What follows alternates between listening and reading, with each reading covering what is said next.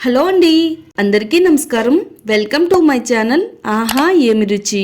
ఎప్పుడూ చేసేలా కాకుండా చికెన్ బిర్యానీ ఇలా చేశారు అంటే మీ ఇంట్లో అందరికీ ఫేవరెట్ బిర్యానీ అయిపోతుంది. కొంతమంది చికెన్ ఫ్రై బిట్ బిర్యానీ అంటే చాలా ఇష్టపడతారు. దీనిని చికెన్ ఫ్రై బిట్ బిర్యానీ అనొచ్చు, అలాగే చికెన్ 65 బిర్యానీ అని కూడా అనొచ్చు. అందరికీ నచ్చే, అందరూ మెచ్చే ఈ సింపుల్ టేస్టీ చికెన్ బిర్యానీని ఎలా తయారు చేసుకోవాలో చూద్దామండి.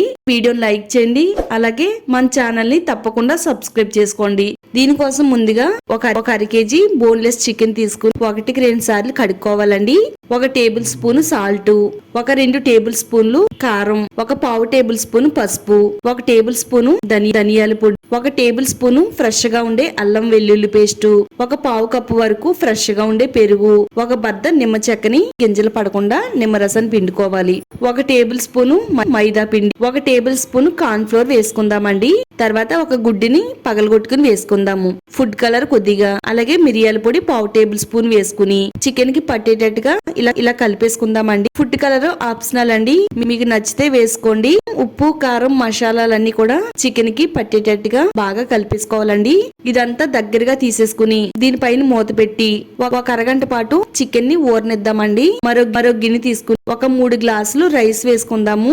బాస్మతి రైస్ అయితే బిర్యానీకి చాలా బాగుంటుంది. రైస్ ని శుభ్రంగా కడుక్కున్న తర్వాత రైస్ మునిగేంత వరకు నీళ్లను పోసుకుని పక్కన పెట్టుకుందాము. రైస్ ని కూడా 1 అరగంట పాటు నాననిద్దామండి. మరో బౌల్ తీసుకుని 1 టేబుల్ స్పూన్ అల్లం వెల్లుల్లి paste, 1 tablespoon salt, 1/4 tablespoon మిరియాల పొడి వేసుకోవాలి. 1/2 టేబుల్ స్పూన్ జీలకర్ర పొడి, 1 టేబుల్ స్పూన్ బిర్యానీ మసాలా, కొద్దిగా కస్తూరి మెంతిని నలుపుకిని వేసుకోవాలి. కొద్దిగా పుదీనా తరుగు, కొత్తిమీర తరుగు, 1 టేబుల్ స్పూన్ కారం, 1 బద్ద నిమ్మరసం పిండుకోవాలి. 1 మీడియం సైజ్ లో ఉండే టమాటాని ఇలా చిన్న ముక్కలు కింద కట్ చేసుకుని వేసుకోవాలి. నెక్స్ట్ 1 5-6 పచ్చిమిర్చి చీలికలు, 3-4 టేబుల్ స్పూన్లు ఫ్రెష్ పెరుగు వేసుకుని ఇది కూడా బాగా కలిపేసుకుందామండి.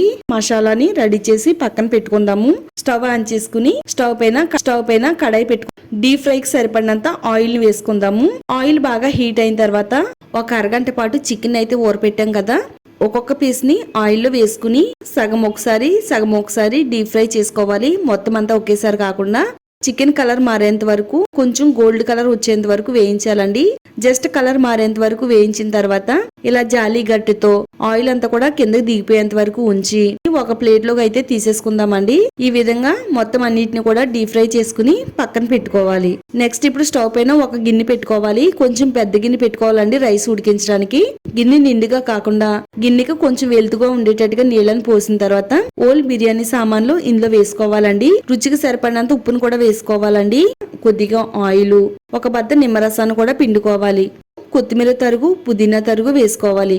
ఈ వాటర్ ని బాగా మరగనివ్వాలండి. కనీసం 10 నిమిషాలైనా గానీ ఈ వాటర్ మరిగించి ఈ వాటర్ లో మనం రైస్ వేసి ఉడికిస్తే రైస్ కి ఈ మసాలా దినుసులు ఫ్లేవర్ అనేది పట్టి బిర్యానీ అనేది చాలా టేస్టీగా వస్తుందండి. నానబెట్టిన బాస్మతి రైస్ ని ఇందులో వేసేసుకుని రైస్ ని అయితే ఉడికించాలండి. రైస్ మరీ మెత్తగా ఉడకకూడదు, కనీసం 90% వరకు రైస్ ని అయితే ఉడకనివ్వాలండి.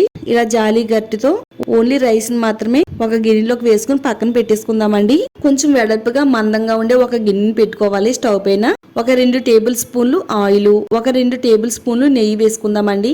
1 అరకప్పు వరకు సన్నగా పొడవుగా కట్ చేసుకున్న ఉల్లిపాయ ముక్కలను వేసుకుని బాగా వేయించాలి. బాగా వేగిన ఉల్లిపాయలను సగం పక్కన తీసుకుని మిగతా సగం ఉల్లిపాయలని ఆయిల్లో ఉంచేయాలండి. మనం ఆల్రెడీ మసాలా పెట్టుకుని పక్కన పెట్టాం కదా, ఆ మసాలాని ఇప్పుడు ఇందులో వేసేయాలండి. ఇందులో మనం టమాటా ముక్కలు వేసాం కదా, టమాటా ముక్కలన్నీ కూడా ఆయిల్లో బాగా మనకి ఆయిల్ అనేది సెపరేట్ అయ్యేంత వరకు కూడా మసాలాని బాగా ఆయిల్లో ఫ్రై చేసుకోవాలి. ఈ విధంగా మసాలా అంతా కూడా బాగా ఆయిల్లో ఉడికిన తర్వాత మనం ఆల్రెడీ ముందుగా డీప్ ఫ్రై చేసి పెట్టుకున్న చికెన్ ముక్కల్ని ఇందులో వేసేసుకోవాలండి. మసాలా అంతా కూడా చికెన్ ముక్కలు పట్టేటట్టుగా అంతా కూడా బాగా కలపాలి. మనం రైస్ వండేటప్పుడు వాటర్ అనేది ఉంటుంది కదా, ఆ వాటర్ ని 1 అర గ్లాస్ తీసుకుని ఇందులో వేయాలండి. గ్రేవీలా వస్తుంది. స్టవ్ ని మీడియం ఫ్లేమ్ లో పెట్టుకుని కొద్దిసేపు అయితే ఉడకనివ్వాలండి. గ్రేవీ అనేది తయారైంది. సగం 1 గిన్నెలోకి అయితే తీసుకుందాము. మిగతా సగం కర్రీని గిన్నె అడుగు బాగా ఉంచేయాలండి. ఇలా ఆయిల్ సెపరేట్ అయ్యేంత వరకు కూడా ఈ కూరను ఉడకనివ్వాలి.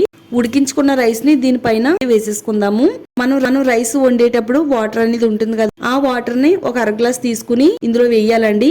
సగం కర్రీని అయితే పక్కకు పెట్టాం కదండి. ఇప్పుడు ఆ కర్రీని ఒక లేయర్ లాగా ఈ విధంగా వేసేసుకోవాలి. కొద్దిగా కొత్తిమీర తరుగు, పుదీనా తరుగు వేసేసుకుందాము. మిగిలిన రైస్ ని దీనిపైన వేసేసుకోవాలండి. దీనిపైన కొద్దిగా ఫ్రైడ్ ఆనియన్స్ వేసుకోవాలండి. కొత్తిమీర తరుగు, పుదీనా తరుగు వేసేసుకుందాము. ఒక టేబుల్ స్పూన్ వరకు దీనిపైన నెయ్యి కూడా వేసుకుందామండి. మనం బాయిల్ చేసిన వాటర్ ఉంది కదా, ఆ వాటర్ ని వేసేసి దీనిపైన మూత పెట్టేయాలి.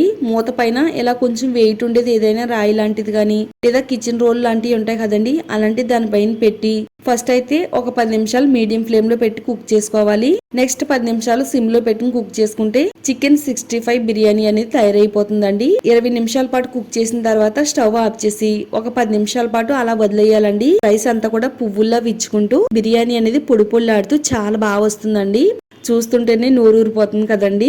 ఏదైనా మనం స్పెషల్ గా బిర్యానీ తినాలి అనిపించినప్పుడు ఈ విధంగా మనం బిర్యానీ చేసుకుని తింటే ఒక్క ముద్ద కూడా వదిలిపెట్టరండి. చికెన్ కూడా మంచిగా జ్యూసీగా మెత్తగా అయితే అయిందండి. ఇంట్లో వాళ్ళకి తయారు చేసి పెట్టినట్టయితే పిల్లల దగ్గర నుంచి పెద్దవాళ్ళ వరకు కూడా అందరూ ఇష్టంగా తింటారండి. వీడియో చూసిన తర్వాత ఇంట్లో ట్రై చేయండి. టేస్ట్ ఏ విధంగా వచ్చిందో ఈ వీడియో కామెంట్ సెక్షన్ లో షేర్ చేయడం మాత్రం అస్సలు మర్చిపోవద్దు. ఇలాంటి మరిన్ని టేస్టీ వంటకాల కోసం ఛానల్ ని సబ్స్క్రైబ్ చేసుకోండి.